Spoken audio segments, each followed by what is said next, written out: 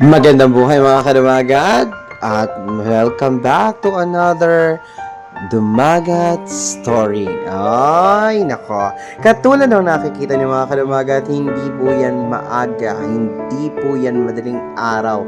Dahil tanghali po kaming gumigising kapag weekends. Opo mga kadumagat. Kaya naman kung anong nakikita niyo, tama po kayo nang iniisip, gabi po iyan. Kasi nga po mga kadumagat ay hindi naman sa ay talagang kung ano-anong pinagkakakain ng pamilyang ito. Mhm. Kaya mga nabusog, 'di ba? Na kumain ng saging, ng pakwan, ng mangga, nagkanin, 'di ba? Ang sarap kumain mga kadumagan. Pero ang hirap magpapayat.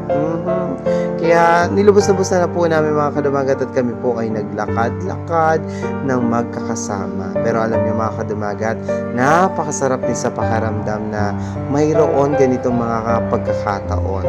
Kasama ang aking makuletski na buknoy at ang nanay na videographer. Kami nga po ay naglakad-lakad at nagkaroon kami ng family bonding. Kahit pa sabihin mong gabi yan mga kadumagat, ay safe naman dito, malapit sa subdivision, malapit sa amin. Kaya nilubos-lubos na po namin. Alam niyo mga kadumagat, ang tawag ko dito ay healing my inner child. Yung mga bagay na hindi ko naman naranasan noon ay ipinalalaki at ipinamumuhay ko na sa anak ko.